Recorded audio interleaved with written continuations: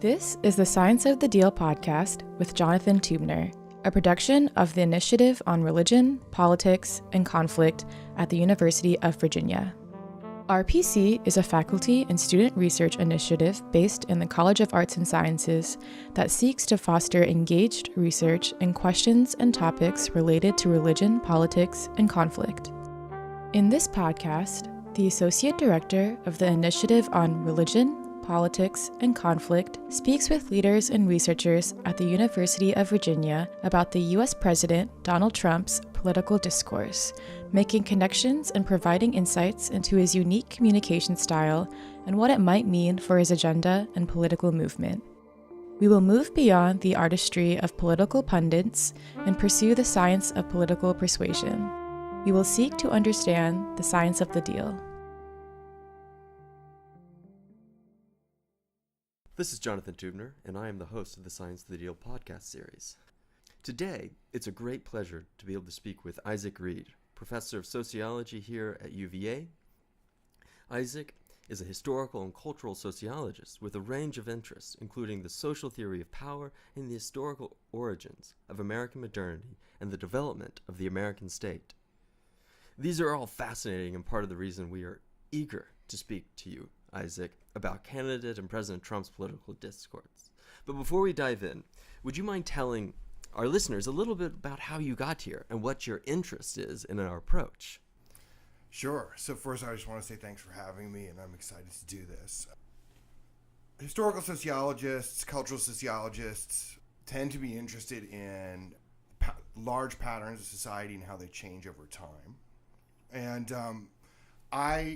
when I started graduate school, was interested in those questions. And one way to approach those questions is to sort of ask how power works in society. Where did you do that? Sorry to interrupt. Where did you do the graduate school? So I did my degree at Yale University, and I finished in 2007.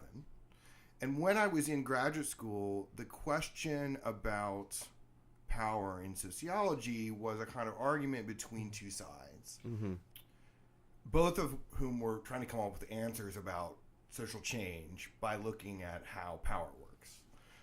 The first side is what I might call a classic or orthodox understanding of power, which is that if you want to understand how A has power over B in society, person A, group A, you look at kind of organization.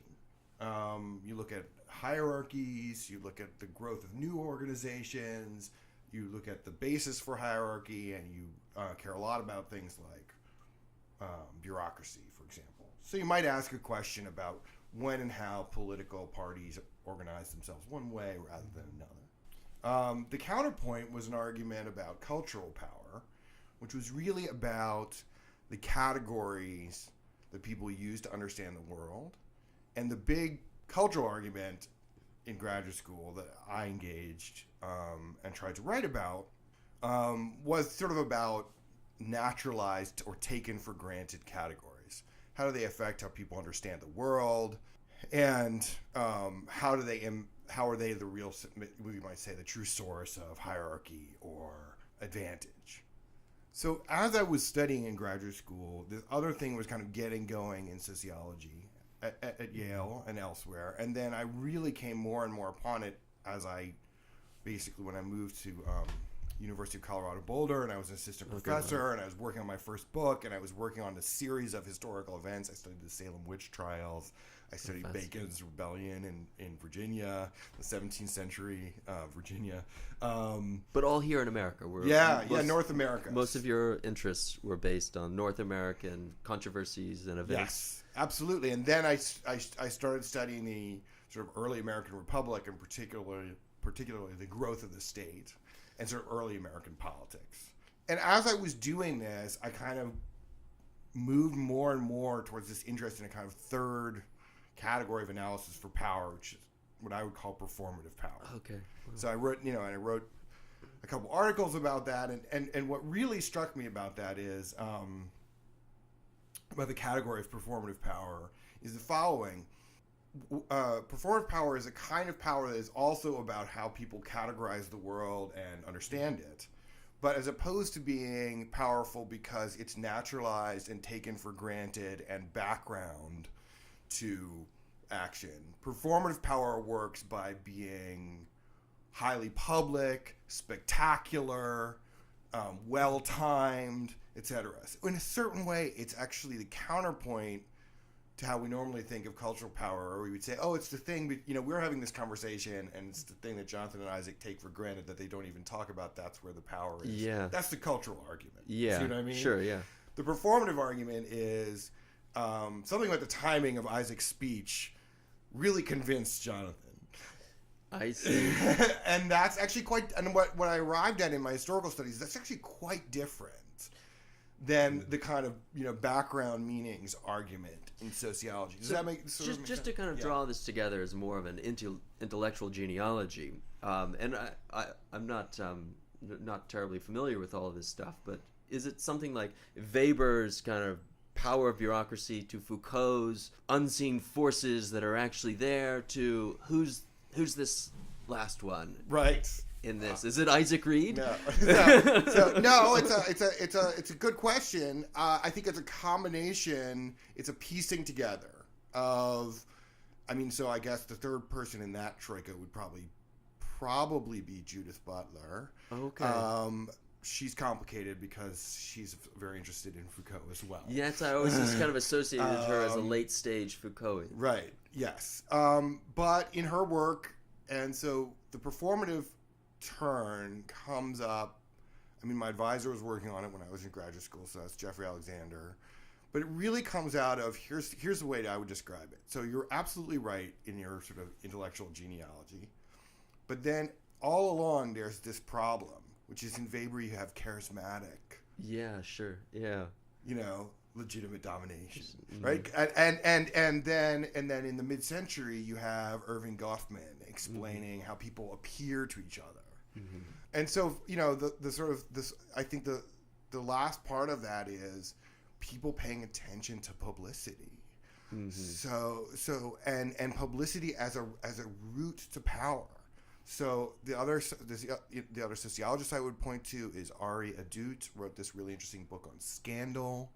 I think Hannah Arendt's interest in public appearance and action, those are the kind of sources for thinking about. Wow, this is just feeling timing. Like you're talking about our politics right now. Yes, absolutely. So the other thing is that, of course, I'm studying the 1790s, and then, I moved to UVA in 2016. What a great place to move to. If you care about the early American Republic, there are a few universities. This is it. And we still believe in it, right? Yeah, right. Or something. Or something.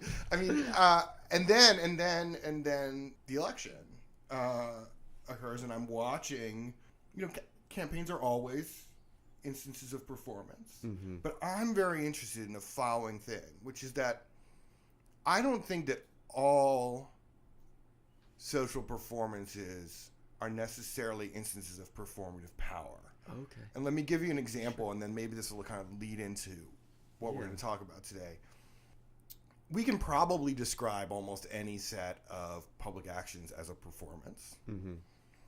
But there are some performances that are basically parasitic on the other two kinds of power. So for most of its history, the State of the Union address, we could analyze it as a piece of political theater. Yeah. It has very little power effect, depending on how you want to measure it. Doesn't really change votes, right? You see what I mean? It's not an act of persuasion in the sense that it's often cast to be. Right. That's right. And in particular, what I would say, for something to be performative power, the act of persuasion has to allow someone to access domination. And mostly, who has ever strong-armed, a congressman just by the State of the Union address? Performative. So it's a trick. You see the trickiness of the question. Is that becoming clear? Well, that's really a helpful setup, I think, for what we're about to talk about.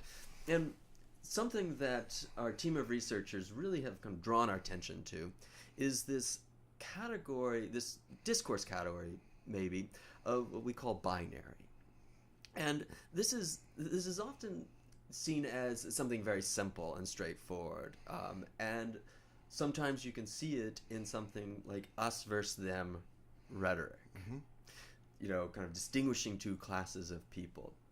But what I really want to talk about, and we'll go through this, we'll talk about Trump, and then I think we'll move to Obama a little bit on it, and looking at this is a way in which this is subtly misunderstood. And you probably have your own ways of talking about this, and I would like you to do it. But let me just say a few about like how I'm thinking about this, is that binary as an us versus them explicit discourse category isn't itself problematic.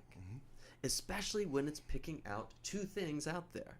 There are, in fact, Republicans and Democrats. There are white people, black people. There are poor and rich. And when rhetoric picks those things out and uses those two categories, that doesn't seem to me straightforwardly problematic. It's out there. What becomes problematic and what people refer to as binarism in performative analysis is when the discourse generates those categories, that they're not there, and generates it through a habit of understanding the world that gets passed on to its listeners to understand it that way. How would you, in your kind of back coming at it from this performative analysis, talk about binary in this way? And then if you could say a few words on that first. Yeah, so I think that's actually nicely put in the sense that, the kind of use of oppositions is both a part of everyday language, and it's also part of all high-flying political performances. And it's part of convincing people. So I guess I would say that performative power as a form of power might be generative of binarism in the way that you're describing, whereas actually a lot of the time what politicians are doing are not engaging in performative power in the kind of sense that I'm trying to isolate, but rather are just playing a particular cultural game, good and bad, and I think the thing that you said about audience is really important. I mean, I think that performative power in politics has the capacity to kind of reconstitute the audience at the same time as appealing to it. That is, reconstitute their understandings of the world and kind of shift things around. And insofar as, say, speeches manage to do that, then we're really looking at a form of performative power which might be quite rare in the sense that, I mean, Weber hypothesized the charismatic authority in its pure form is a pretty rare occurrence. And I think that what you're pointing to is binarism as the creation of a speech in which sort of categories are sort of generated for the audience, and in fact new understandings are generated in the audience of something that they've been thinking about before. That's a kind of power which actually might be kind of rare, and one wouldn't automatically, even though like, put it this way, all political ads on television have binaries. Yeah. Right? I mean, all in the sense that they pick out categories, they say this is good, this is bad. Yeah. So they're not only like pointing out Republicans, Democrats, they're often saying Democrats good or Republicans good. Right. And the opposite is bad. Right. And that would be just part of so in democracies that often happens via the binary discourses of the civil sphere. This is civil, good, rational, etc. And you try to paint the Democrat as untransparent, irrational, and the Democrat tries to paint the Republican the same way. And that's politics. That's cultural politics in any democracy. I'm not sure that that's performativity in a sort of elemental form that we're working on here, which might be about something else and might be what's going on. Well, let's drill down a little bit into this.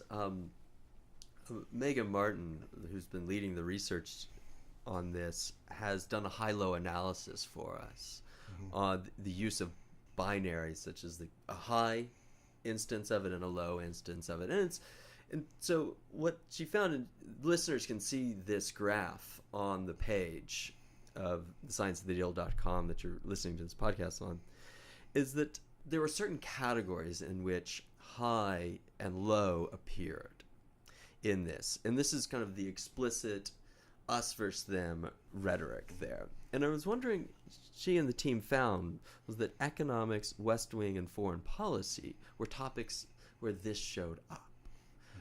And but it didn't show up in things like education or environment or even actually religion.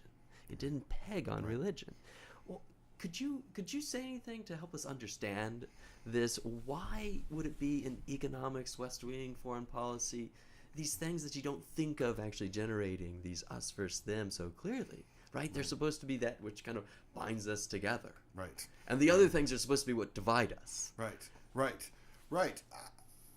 I mean, certainly, the question is a good one, but particularly about economics because of the way in which the idea, say, of economic growth has been an unalloyed good across many different political positions for a long time in the United States of America.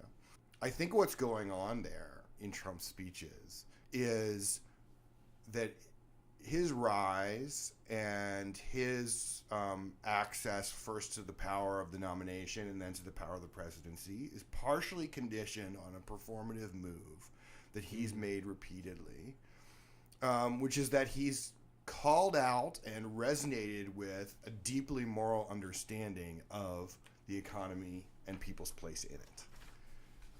So Megan pointed me to this article in the Harvard Business Review by Michelle Lamont and her colleagues about economic morality in America. Yeah. And in particular that the ideas of responsibility, individualism, hard work, etc. In a sense, these are actually ideas about sacred and profane.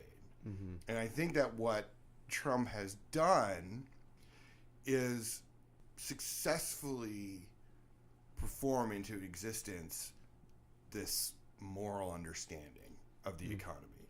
That the economy is not something, that the economy actually is like religion.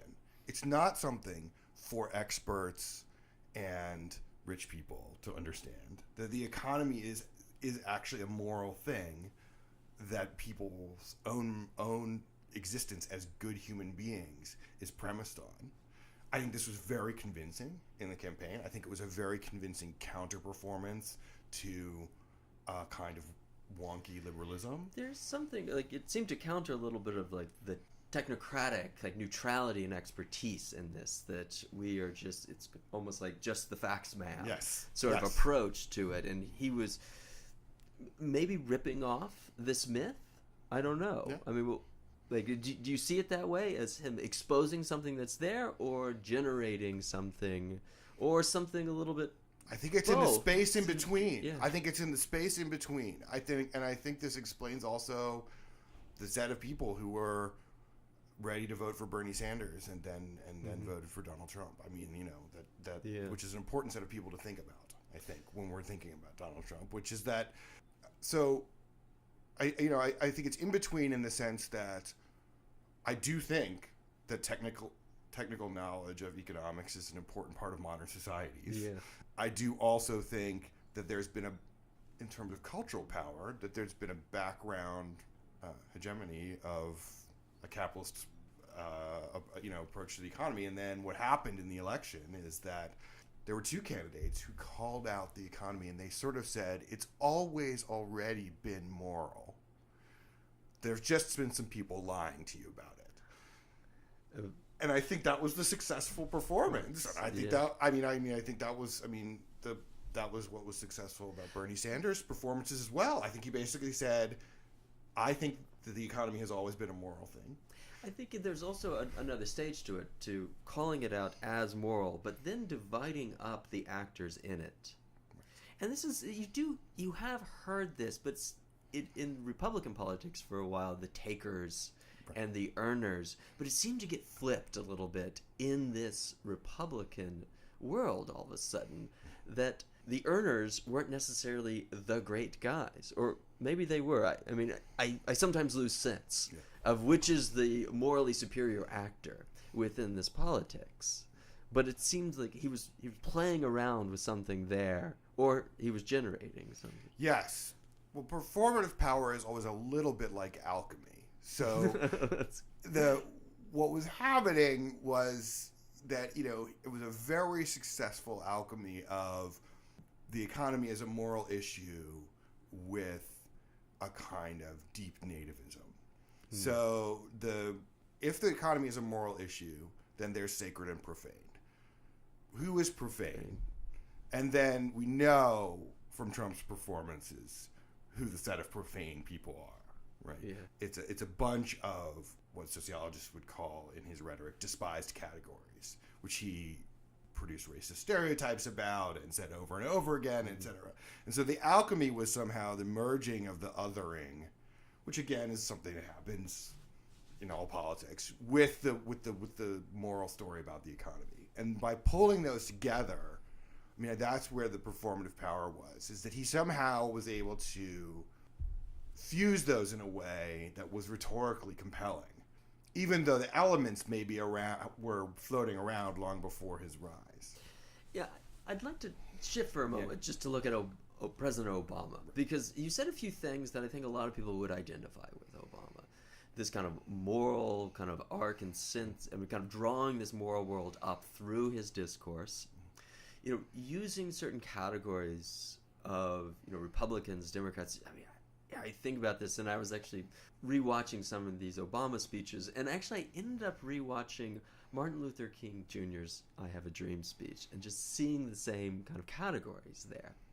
And the students went through three of Obama's speeches, two of the National Convention speeches from 2008 when he first accepted the nomination, and 2016 when he was obviously there as an outgoing president, and then a 2016 reception at the White House.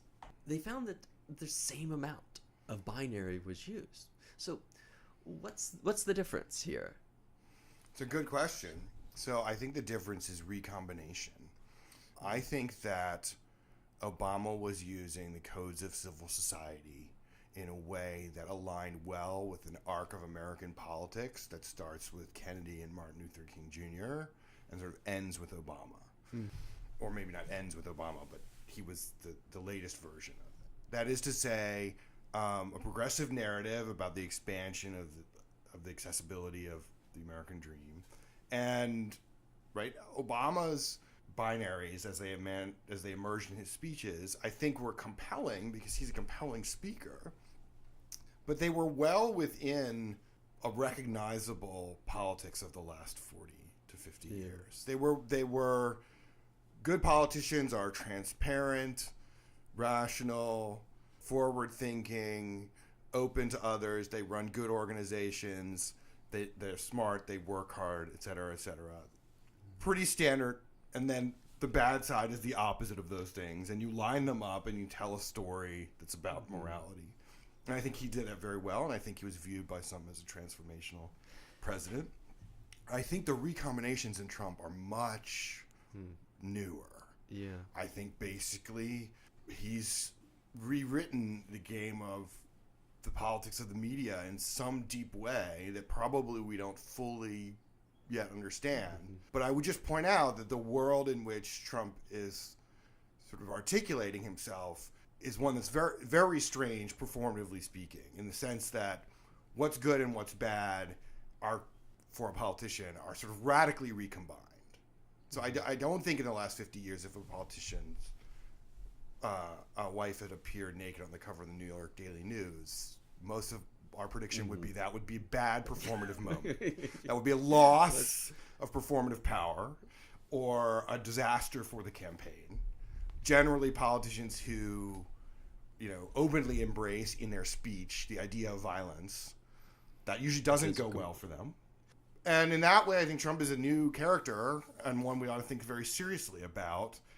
What I'm trying to say is, partially performative power occurs in these radical recombinations that are very unexpected. In some ways, although Obama was a historically new candidate, in some ways his speeches are not rhetorically unpredictable. Yeah, it's almost like he's working with stereotypes, right?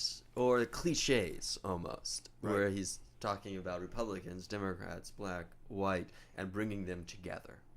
It feels like this has been a part of it. Obviously, he was able to rise above, just simply parroting stale cliches because of his real skill at this. But I wonder, just to kind of maybe approach this a different way, what do you think the difference is between an us versus them rhetoric that is picking out two classes that we kind of see, and we all see them out there, and they're not terribly controversial. Republicans and Democrats, they're out there.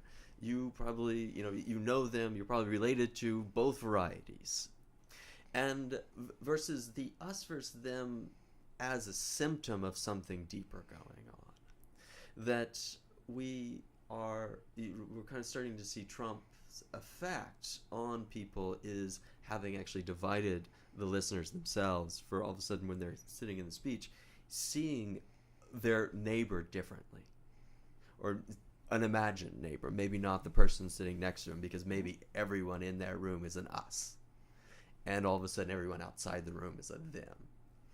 And I'm wondering, how would you talk about these, or describe this difference between us versus them as almost picking out these empirical classes, and us versus them as a symptom of some deeper, habit of understanding the world? I think that's a very useful way to sort of differentiate not just Obama's speech from Trump's, but probably Obama and McCain and Romney's speech from Trump's as well. Yeah.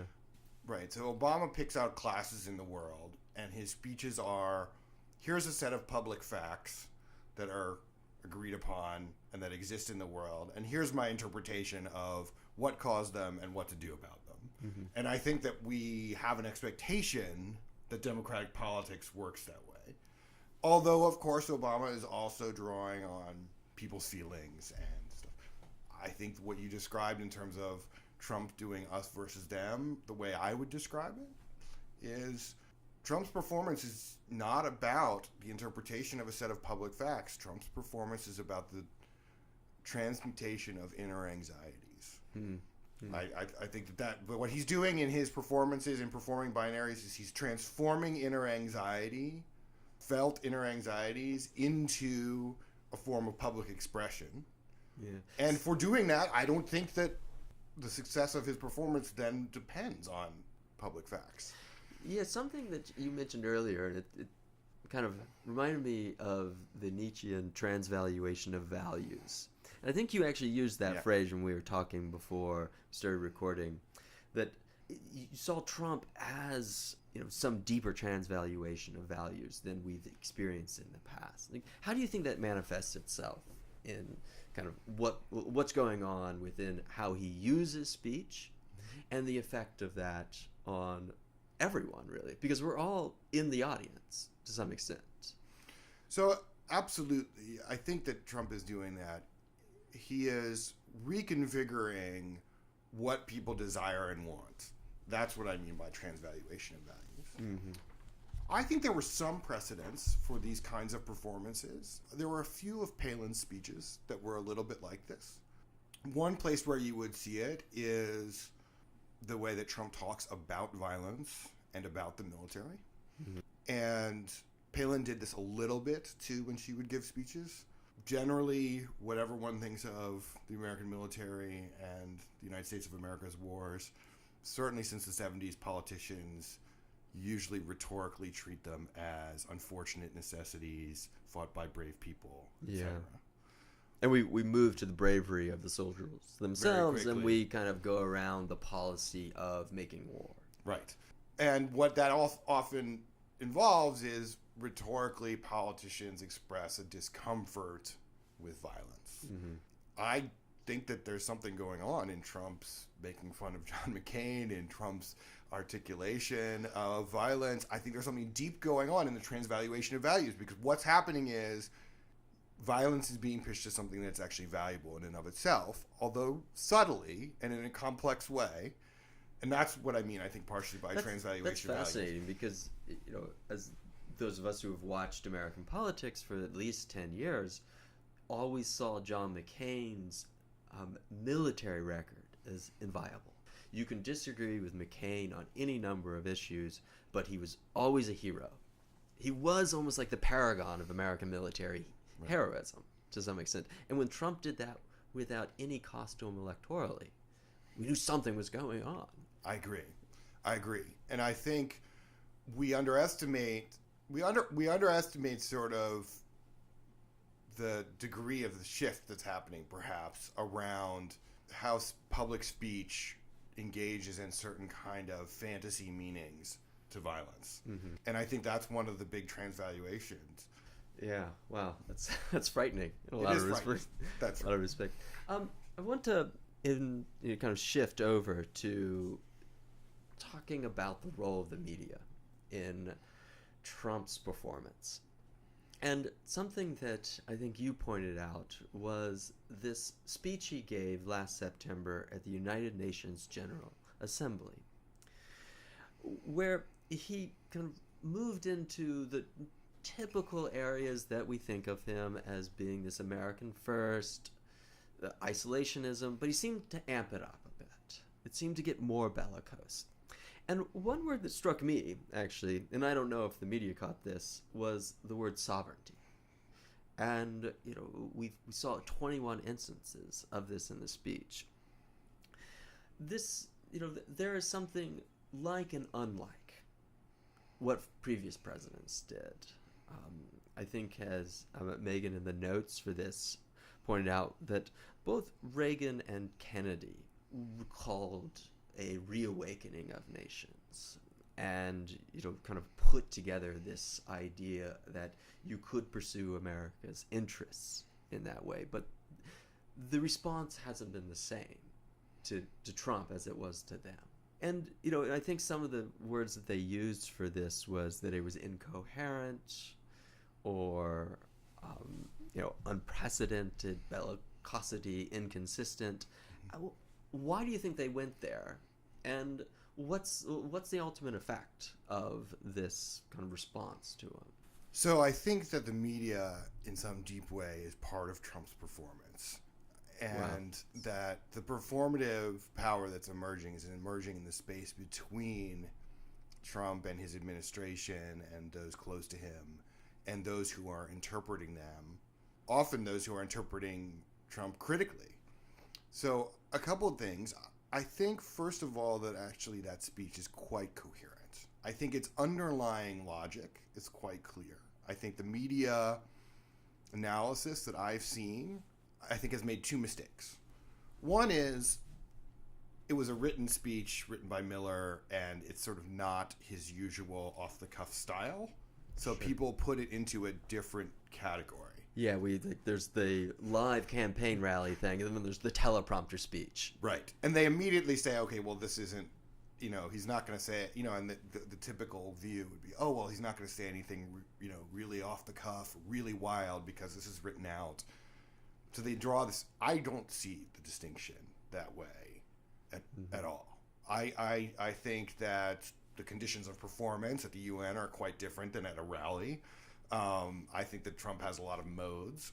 I think that there's some of the things that's going on in his rallies where he's going off the cuff and making digression after digression after digression have a similar meaningful logic as the meaning of the logic in that speech. So we have to be more, you see what I mean? You have to be a little bit more complex about how relates to what. Because I actually think that the vision in that speech is quite coherent. It's of a world of fortress nation states, not passing between each of the nation states, people only trading goods some of the time that they want to trade. I mean, I think it's a coherent vision. It's a vision that does not match the globe, in which people, goods, weapons, money flow at incredible speeds. But the vision in the speech is not incoherent. Mm-hmm. I think it's quite coherent, and I think the media, in calling it incoherent, played into the performance, because I think most of his performances are he says a series of things that on some gut level resonate with a set of people. The performance, though, isn't over. Then a lot of people come on television and into the newspaper and say all of those things he just said are crazy and incoherent. And that's part of the appeal of the things that he said. Yeah. So that there's the performance is in the space in between. And when I read the criticisms of that speech, I think no one is paying attention to how deeply appealing this has been for some of his audience. But, I mean, I'm kind of I'd like to shift to something that's much closer to home here. And there's a certain very noble role for the media here, and that is to do this. And I was thinking particularly the events here in Charlottesville. And I kind of wonder if the media is trapped in a sense, that they have a duty, an obligation to respond and question when President Trump says there were good people on both sides of the events here in Charlottesville. And then that was a part of it, it sounds like what you're saying. And how would you, like, do you just kind of like go buy the media a drink and just say, I'm sorry, buddy, but this is the way it is? Or is there kind of a way in which you might advise them to get around this problem? You can still buy them a drink, of course. Right. And I'm not sure if you want to ask a historical sociologist who studies the 1790s for media advice. But although I will say... We don't get any more, the better media advice. Right. I mean, certainly... So, I mean, a couple things. I would say... I would ask a question about the buildup of context in the following sense. I absolutely think it is the media's role to call out Trump's comments about the violence in Charlottesville as outrageous and dangerous, which I thought they both were. However, the effectiveness of so doing is radically reduced when one has said that everything that he has said is outrageous and dangerous for quite a long time. That is to say, I'm not sure that one is well positioned when the President of the United States approves of violence or subtle, right, says both sides. Was the media well positioned at that point to say that is a horrible and outrageous thing to say? Because they had said that about pretty much everything for a very long time. To conclude here, I just kind of want to draw this together a little bit. That I think we've been talking about a couple of things. That we're talking about the discourse producer, Donald Trump, in a lot of cases. We've been talking about the audience. We've been talking about those who are responding, who are both audience and producers of discourse, the media. And then there's this space in between. And it's you've said a few times, I find a really helpful phrase, the space in between. Tell me if this is right. It seems as though that's the space where our analysis needs to be directed. If that is right, how do you think we should go about analyzing that? So I think that is right, and I think that broadly speaking, the reason why that's where our analysis needs to be is because we have pretty good working theories for the different actors, the polls or something. The polls of that in your description. We know how political campaigns work. Yeah. I can tell you a history about how they became organized differently. I can tell you when and how they, got media consultants, when they decided to put polls in the field. I mean, we know sort of about the rationalization of political campaigning. Likewise with the media. I can give you a sociology of media organizations, off the back of my hand. It's the space in between we know less about in a precise theoretical sense. And my sense is that what we would need to do is develop a kind of cluster, a set of clusters where we would have, a speech and then interpretations of the speech and then interpretations of the speech. Yeah. I think, so my idea would be a speech or a media conference and then also analyzing and encoding responses in newspapers, various forms of online media, and then responses to responses, which we would have via the comments section, in the New York Times.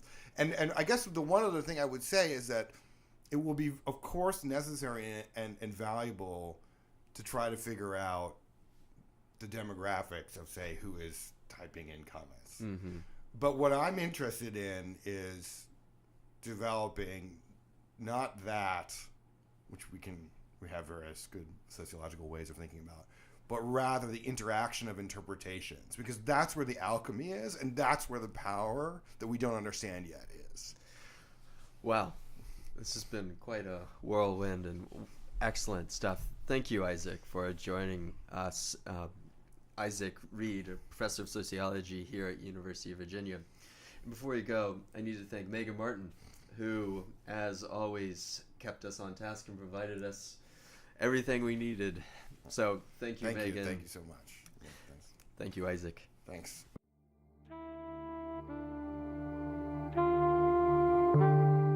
This has been a production of the Initiative on Religion, Politics, and Conflict. To learn more about this podcast and to read more in-depth analysis, please visit our webpage, www.thescienceofthedeal.com, and join the conversation on the RPC Facebook page.